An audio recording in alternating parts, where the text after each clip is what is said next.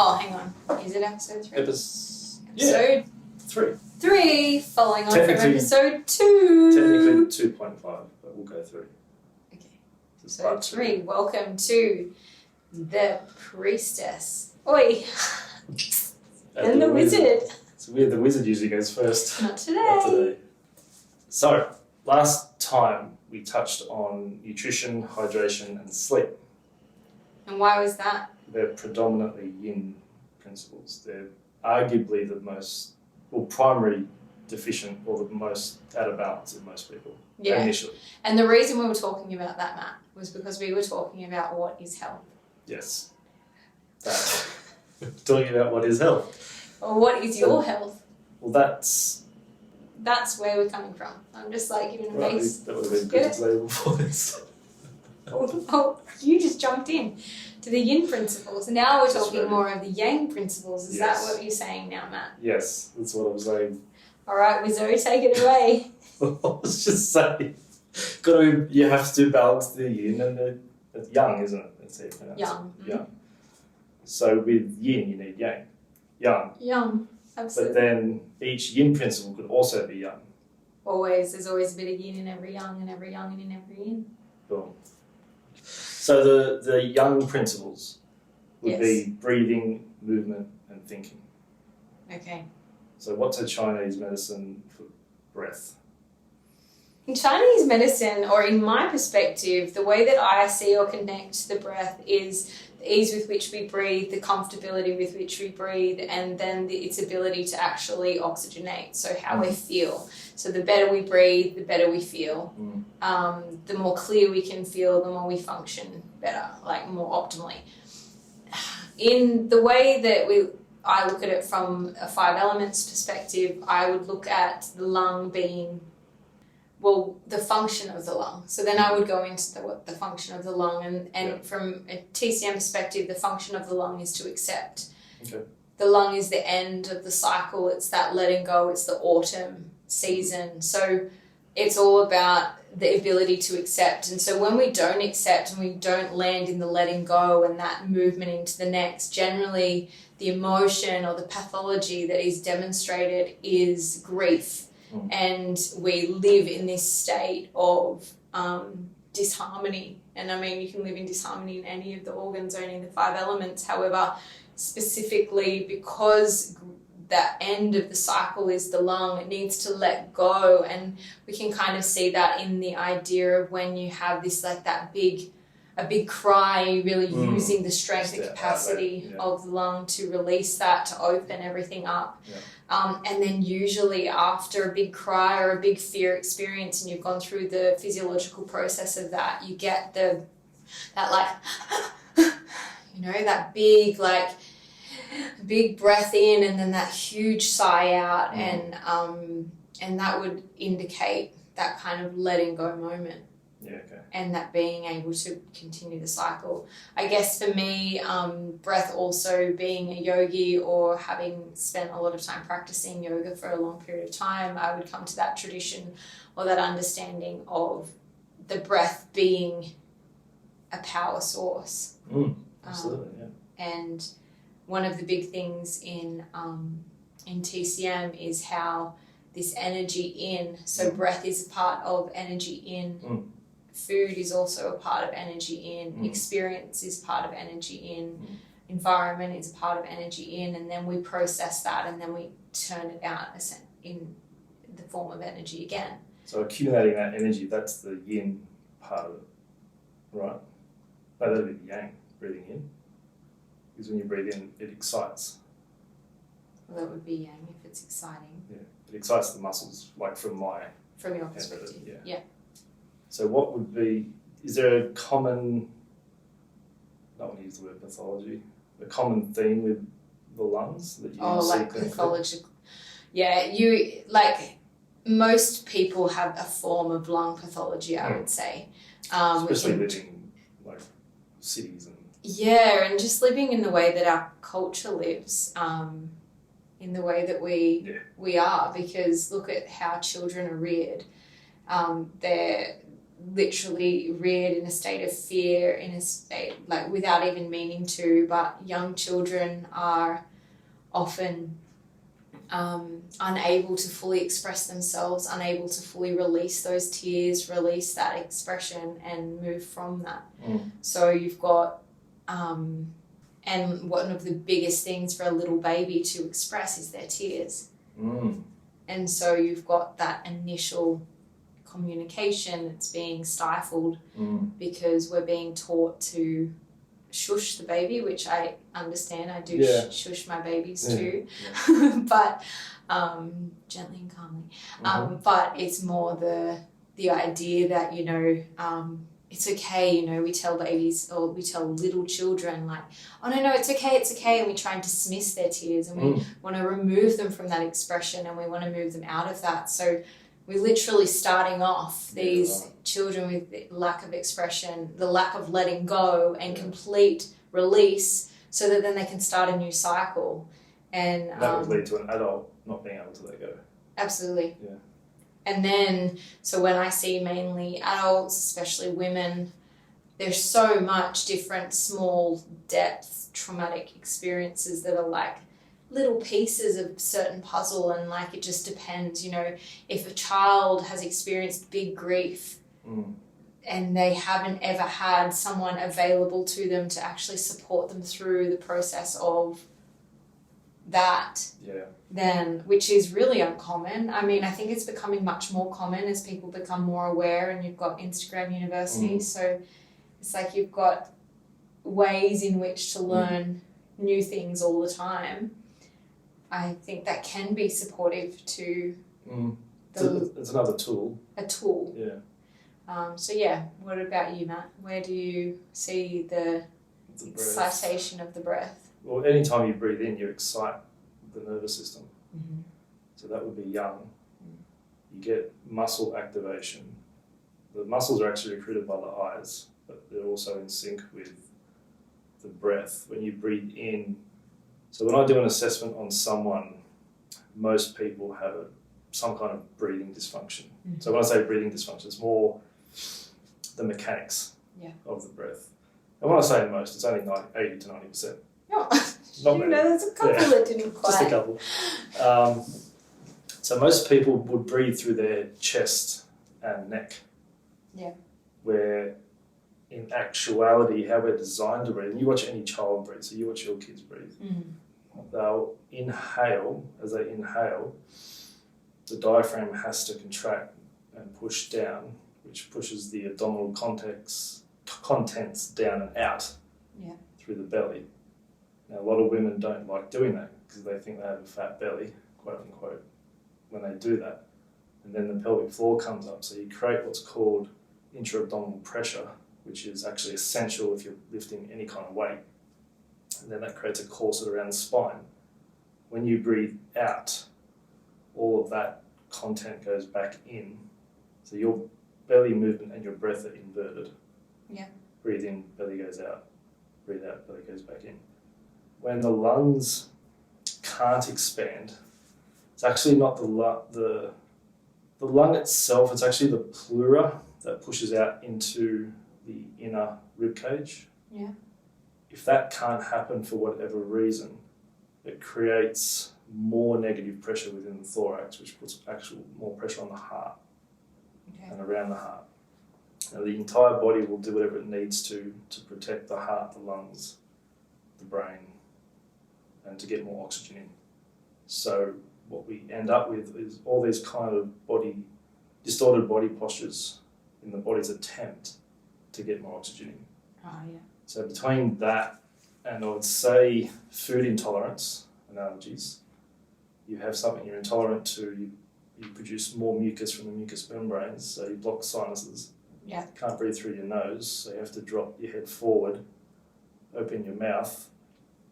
Your jaw has to then come down and out to breathe through the mouth to get more oxygen in. That breath is then acidic, where oxygen itself is highly alkalized. Because it's moving through the mouth over the tongue. It moves through, the proper breath is supposed to be through the nose, where it gets cleared and filtered by the turbinates, which are the little nose hairs. Okay. And the nose gets cleared cleaned before it goes into the lung. It kind of nourishes the lung, and it comes back out as carbon dioxide. Yeah. That's how it's supposed to go. If that mechanism can't happen, you get a myriad of other symptoms. I've already had disc bulges and all kinds of inflammatory bowel diseases and all that kind of stuff just through corrective breathing. Yeah, right. It's such a big thing. You think about it, you can survive weeks without food, days without water, but how long have you got without oxygen? About 4 minutes, I reckon. I'll give you 2.5 at the moment. 3 if I'm being generous. Yeah, okay. Yeah. But that's just how important breath is. Yeah, absolutely. Okay, so when it comes to the pillars of health that we've been talking about and like how to maintain optimal health from our perspective, the breath obviously having the ability to manipulate all of those changes and creating so many different pathologies. Do you have so there's a massive world right now out there that is all about the functionality of the mouth and obviously being little babies, how they use their mouth and whatnot. And there is a huge train of thought, and I don't know, you may or may not have much knowledge on this because whatever reason. But there's massive... Wizard. Of course you have some form of knowledge on this. But yeah, what I'm getting to is the functionality of the mouth. So there's a lot of people out there right now wanting to cut tongue ties in little babies, no matter what. There's anything in that. Well, first of all, when we're born as an infant, we perceive our entire world through the mouth. Yeah. The kid will bring everything to the mouth. Yes. Absolutely everything.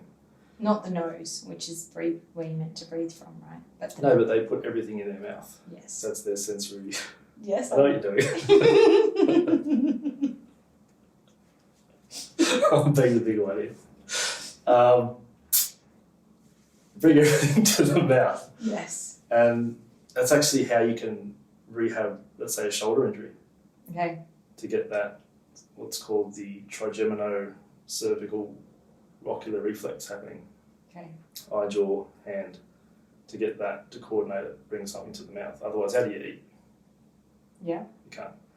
The tongue tie thing itself, I don't know too much about. It would be interesting to hear your thing. But I'm a big believer in why mess with it. Okay. Nature's given you this literal machine where you can fuel yourself. Yes. So why would you want to mess? And we haven't even gotten to the teeth. But that's a... Chewing isn't one of our main pivotal health. Well, yeah. But are we still talking about breath? Apparently we're still talking about breath, but we're putting our food in our mouth. But all right, guys, Yes. here we go. It's very important. Yes. I mean, that's okay, Matt. I tend to agree with you that I'm probably more on the pathway of saying that this is your body, this is how it was formed. In saying that, if you've got a child with a cleft lip, you've got a child with like a dysfunction in the organs born outside of the body, things like that, a hole in the heart, or all of these bits and pieces that can demonstrably see in testing and whatnot, that adjustments could be made and life could be prolonged and functionality could be better. There is aspects to that I think the train of thought now being if you remove the tongue tie, you have a better opportunity to help a baby latch, which is going to help them. By helping them latch better, you're going to close the mouth and therefore focus the breath through the nose, and you're going to change like their ability to consume their food and all of those things. And I mean, I don't know this 100%, but my mum has told me that I used to like bite her. I mean, I was freshly newborn, but I would bite her and I would get no milk out. And later in life, I've gone to a holistic dentist, and he pointed out to me that I have a tongue tie. Right. And I was like, oh, that makes perfect sense why I couldn't breastfeed to that extent. But then also there's numerous factors to that too. my mum had 3 children under 3.5 or 2.5 or some silly close gap, but it was just, so, you know, there might have been different reasons for that, but it was quite telling. However, my dentist was quite adamant that my 2 children would have, or my children would have tongue ties, and they don't. And they both breastfed for 18 months, so I never had an issue with any of that, which like I attest to the health that we have. So let's bring it back to that. Yes. When we come back to the breath being a pillar, I think we both see that as it is obviously as vital as we're talking. You need to breathe well to live well. Just like you need to sleep well, eat well, eliminate well. We never talked about elimination. That's not even a part of it. I'm sure we will. Okay. Well, one of the detox pathways is breath. Okay. So technically we are. Okay. That's one of my big things we haven't talked about yet. That is elimination. Detox. Elimination, yeah. Okay. But where are we going? Okay, so breath, I feel we've covered. One thing I will quickly... Oh, you want to touch on? I have to. With all the... Because breath work as like a profession is a huge thing now. Yeah. Not that I'm against any of it. Yeah. I just think it's important for people to know doing like the advanced breath workshops out there. Yeah. If you're not breathing properly to begin with, just the basic way, you could end up doing more harm. I've seen people go near into psychosis for doing like a breath workshop because they're not breathing properly. So they get their entire physiology, their acid alkaline goes just completely the wrong way. Yeah, right. It really messes with them. Okay, so what we're going to suggest then is that maybe it is really important to understand your breath and to understand what's going on with your breath. So Matt, the wizard, works at Heal Hub, True Word Cronulla. Available on Mondays to Fridays. It's 2/3, 1/3. 2/3 belly, 1/3 chest. If you can get that, then just see how many of your little kind of ailments just sort of dissipate. Yeah, just through breath alone.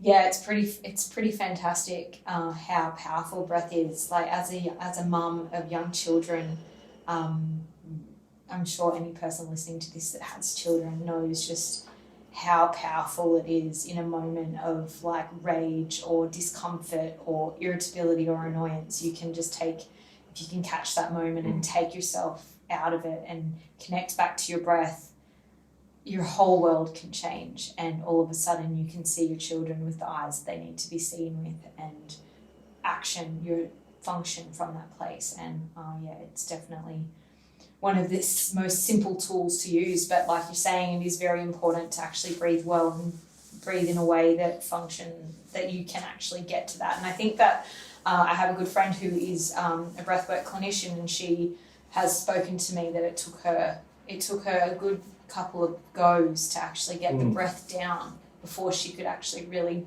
deeply penetrate the ability of the breath work that she was doing. So it is really powerful and profound and really important. And obviously too, like, you know, many yogis don't breathe well because we are kind of trained to do a certain style of process. But I mean, I think personally I was taught by a really great yogi himself, and I think my breath, I do think that I breathe well.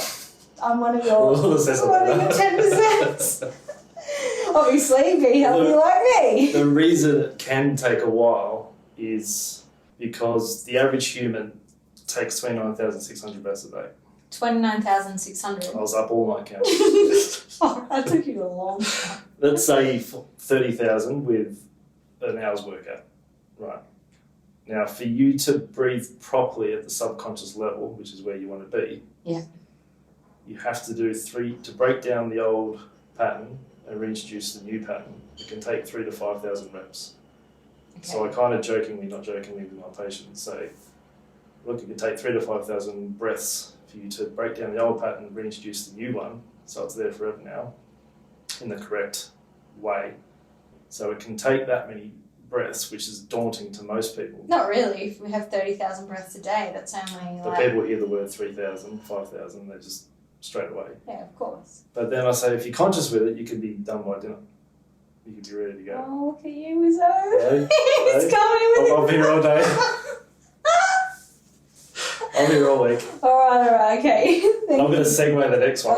Watch this. Guys. Watch this. Sorry. When you breathe, all your joints expand, all the muscles excite. Therefore, good way to movement. Go. Oh, Yes. friend. Brilliant. Sorry. Well, on behalf, Nilla wants to apologise on behalf of everyone. While the wizard cracks himself up with his beautiful segue joke, I'm just gonna. I could say move into it, but I won't. Just It's constant. Alright, Yes. movement. Movement is really important. Can I quote Einstein? Go to it anyway. Nothing happens until something moves. Life is movement. So every time you move, you're actually pumping the entire body. Seeing the way you dance, you've got some serious detoxing going on. Arguably possession, but we'll go into that in another podcast. Question. So by moving my body, I'm detoxing. Yes. How? First of all, you're pumping. You get the pumping mechanisms of the body. And then when that's activated, you breathe heavier, so that's another detox. Okay.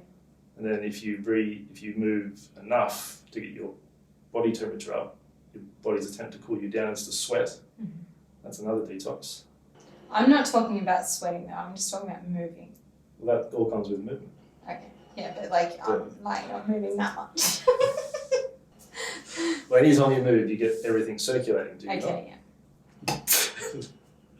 So Nilla's moving her finger. Yes. I do not feel like my whole body is moving, but. Okay, so while we're being pedantic, but you're laughing, which is creating movement. So you're welcome. Ah, yes. I mean, Wizzo's here again. Should we talk about exercise? Yeah, go in. So this is Matt's one of his favourite things to talk about. So, Is it? Or It can be. Right now it is. it is. Yeah. And so I'm gonna let you take the floor. Where do we start with movement? In the hips, it's all. No, Oh, fuck. it doesn't. It actually arguably starts in the brain Toes. Oh. because the brain has to create the motor engrams, which is the pattern. Don't talk like. I'm about to explain it. Mm-hmm. You need to relax. So,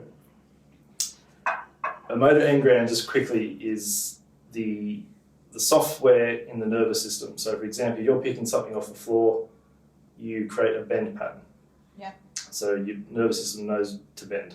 That's what the motor engram is, to bend. Mm-hmm. For that particular thing. But there's squatting, there's lunging, etc., etc. So all of those are built in to us from infancy. Okay, through infancy. Yes, the Yeah. crawling process Okay. actually helps differentiate what are called tonic and phasic muscles. So the big muscles versus the stabilizer muscles, the correct movement patterns, joint integrity, muscle integrity. Have you ever seen someone who's really uncoordinated? Yes.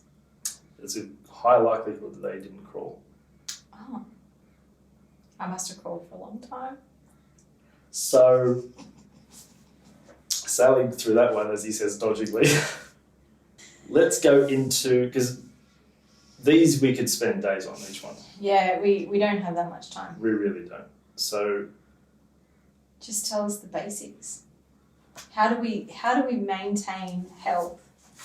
Like what from is a movement perspective, yes? What is healthy movement? healthy movement is, I would say, first realigning the body, so posture. That's the most efficient position from which the body begins to move and ends the movement.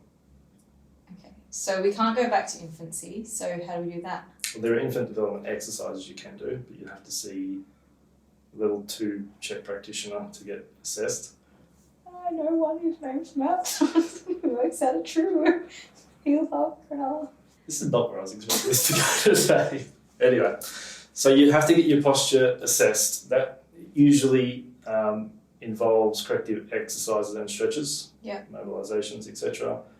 So it's getting that physical structure corrected and properly aligned. Then you can do the heavier, more the plyometric style. Okay, of movement. Yeah. So I just want to say, like, coming back to what you said about tongue ties, like we don't want to adjust it, we just kind of move with it. That was your God-given gift. What if this, the children that don't crawl, is that a pathology? Can be. Not all the time. There's But always exceptions. So the person, so let's say that adult person, uncoordinated, seen them on the dance floor, do not dance with them. I can picture that very clearly, yeah. And then you're like, well, come into my office, and then you're like, actually, you got a lot of work to do. We've got to take you back to infancy. We've got to correct you so that you move in a more dynamic, functional way. Isn't that sort of like changing their course of being? Look, I wouldn't say that on a date. With I'm sure you have. With that said, I used to work with an NRL player. Okay.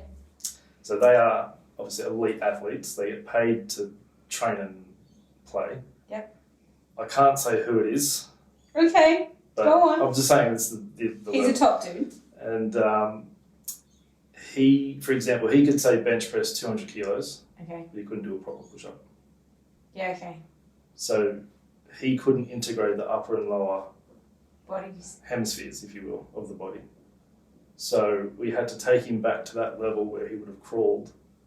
And I gave him a really, well, for some people it would be basic. Some people, they just, from a coordination aspect, they cannot do it. Yeah. Their brain can't compute it.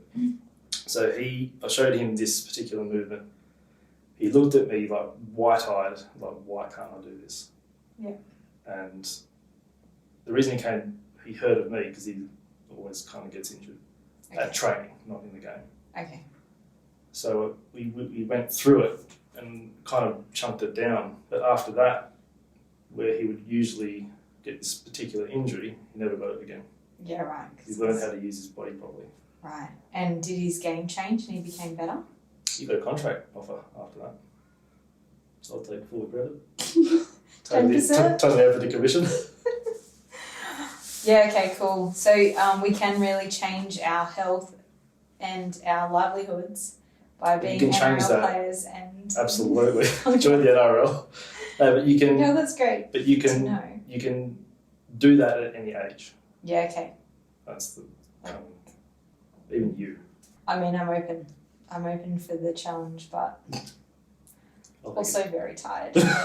So I think this is really, we've got one more thinking thing to do and we're going to talk in a second, but I think it's really important to know that obviously optimal health is being able and capable to have a desire, a motivation, then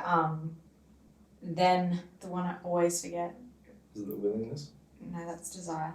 Right. What's next? You got the desire. Awareness. So you got the desire to do it, yeah. And then you've got the awareness of what it is that you need to do and adjust potentially, or awareness enough to know that, okay, I should go to bed at 9 p.m. Or at least the very least get to bed and have as much of those 9 to 2 hours for the things that we spoke about last time. And then when it comes to nutrition, being conscious of like what we're actually putting in our mouth, being conscious of how those things are being grown through the earth, what that earth was like. And do the very best we can to have a conscious choice in that. Then we had one more thing. What's the other yang thing we talked about last week? Sleep. Nutrition, hydration. Yeah. So then making sure that we're drinking enough water, drinking to thirst, or drinking in that 0.3 of our body weight. In kilos. And then today touching on breath and the power of the breath and understanding that how much impact it really can have on the body, and then coming into movement and just touching on that briefly, the ability of like moving through that infancy patterning and all those bits and pieces. And I want to just touch on and say that this idea from our perspective is just how to maintain optimal health. And from a holistic Chinese medicine perspective, one thing that's ingrained in us as clinicians from the beginning of the first session you walk into, they're literally talking about, we have 100 years of life. So the focus is on having 100 good years. It's not about having living to 100 and just making it. Yeah. It's about, and in this day and age, we literally, I'm mid-30s, Matt's mid-50s, and we're sort of like... By mid-50s, she means 41 or 26, whatever. Whatever you want to say. But it's sort of like this, you're like halfway through life. We're like a third of the way. It's or very good life. We're just over a third of the way through. And it's like the whole point and the whole reason we're at it and about this optimal health and what is your health and being aware of that is because the most important thing is to have those 100 good years and to not just be alive. We don't want to just be dying. We want to be thriving. And that is what these pillars mean to us, and that is what we hope to share to you, the listener. Because it's fair to say that by the time they get to, let's say, us as clinicians, you could say they're pretty much half dead. Yeah. Or 75% of the way there. Or 75% in the sense of just dying, not thriving. So they're on the verge of a serious illness. Potentially, yeah. At any given really time. Yeah. All it takes is one little stressful event on any level to... Yeah. And the thing is just that gentle reminder that the power of all these things is really profound. Really simple practices.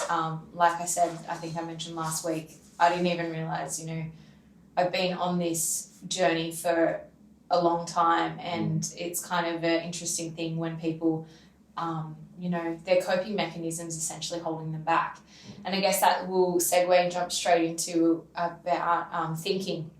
And that's a short one. Yeah, we're going to just a real quick touch on this, because there's a few big things that we will touch on in terms of thinking, feeling, and the mental capacity load. Like there's lots of different places that we can go with this, and but do you want to go for the very basics of the 101 of thinking from your perspective?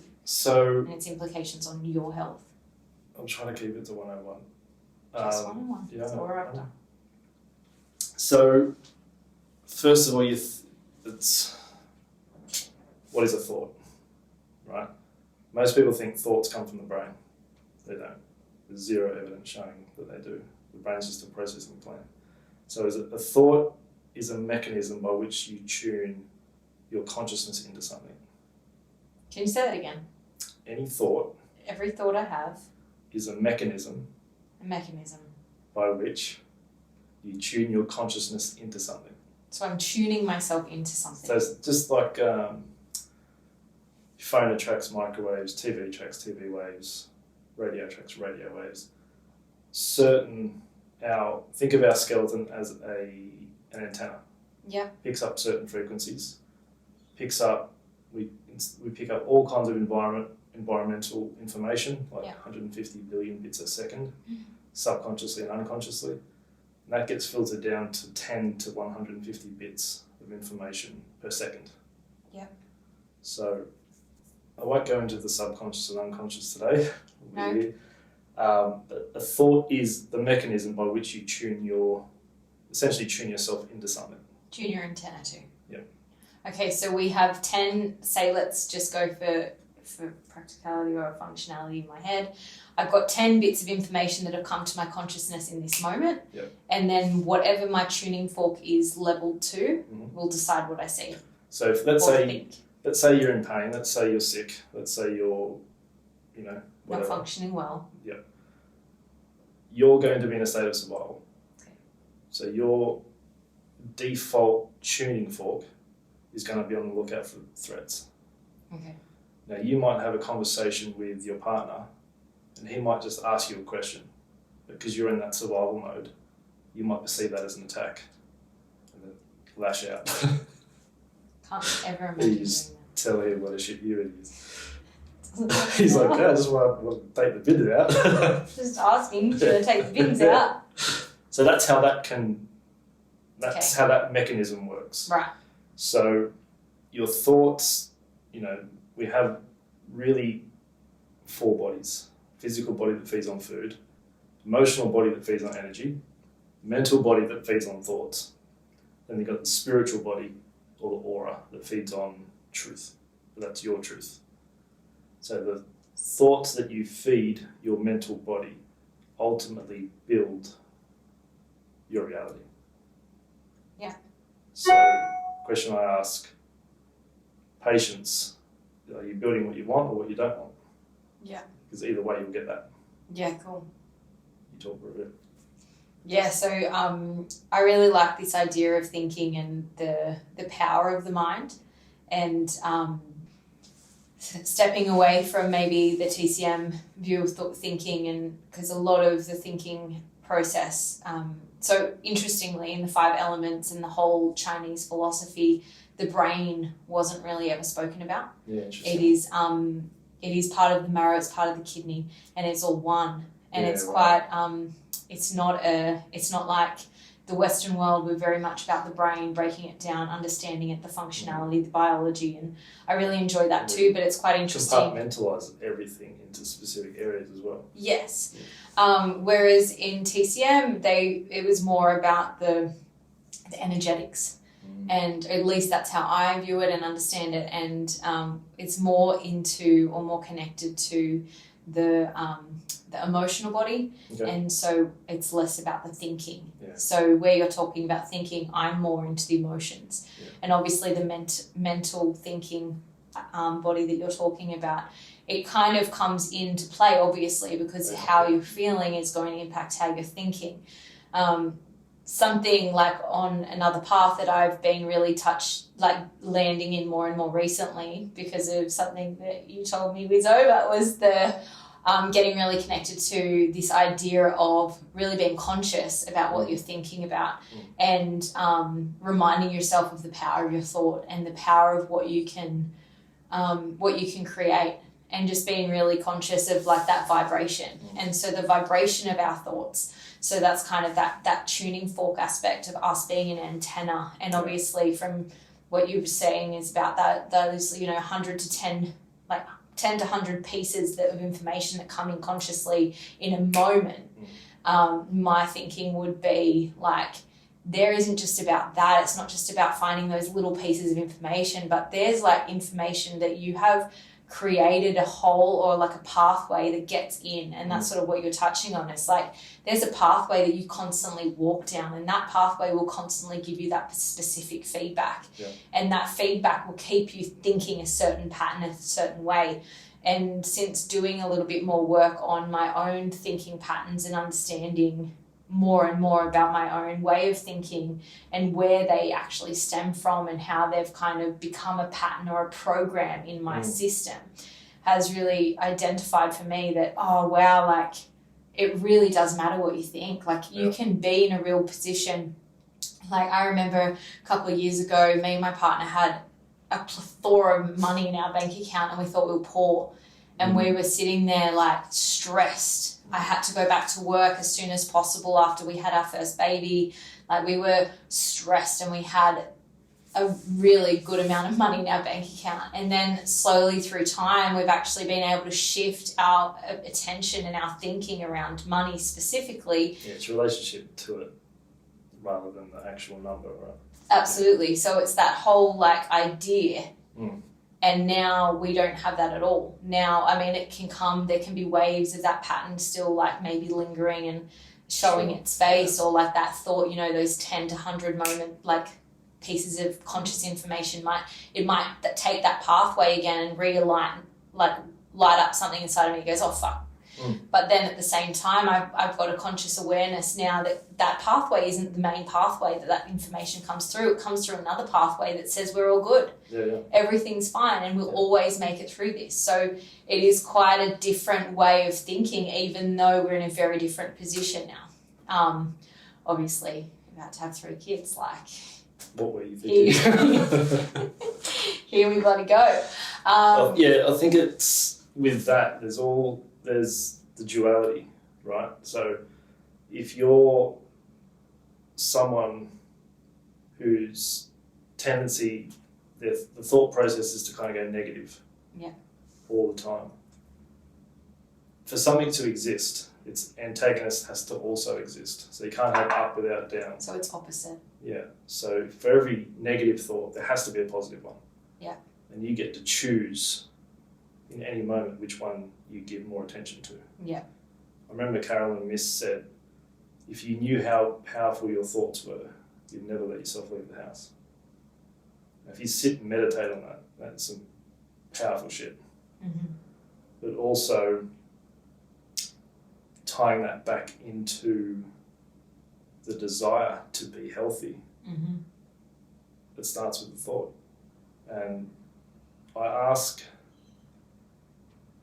students where they think the digestive process starts. And of course everyone says the mouth. It's actually your thought. Yeah, to pick up the food. Yeah, or to choose the food. Or choose. Because thoughts are the prerequisite to everything. You can't get up out of the chair without thinking, get up, get out of the chair. Unless you're sleepwalking or having a seizure, it's not going to happen. So you have to tune your mind into something to get anything to happen. Yeah, okay. So it starts and finishes with the thought. Yeah, right. Where does the thought come from? You want to go there? Well, thought ultimately comes from the archetype. All right, let me go there. Okay. Do you want me to go into that? No, don't go in there. I think we'll call that episode 3. So just knowing that, coming back to that understanding that you get to choose your health is yours, and what we're talking about here today is the way that we see personally optimal health, and you...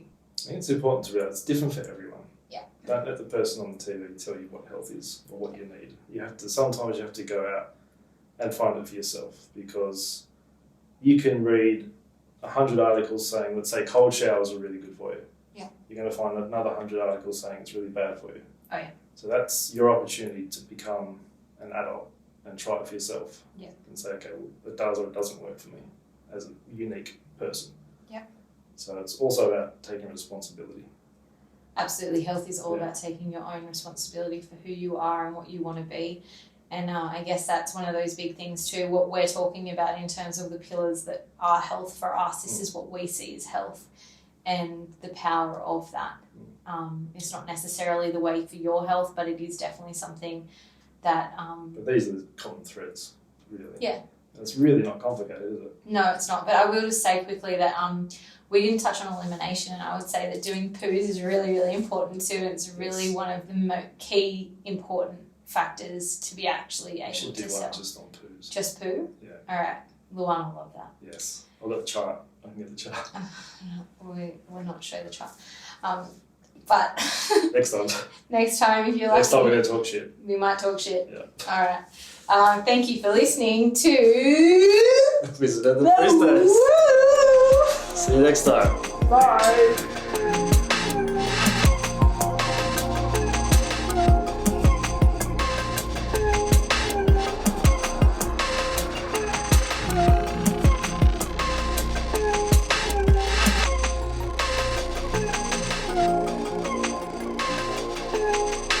You've been listening to The Wizard and the Priestess. Thanks for stopping by. Stay connected and be open.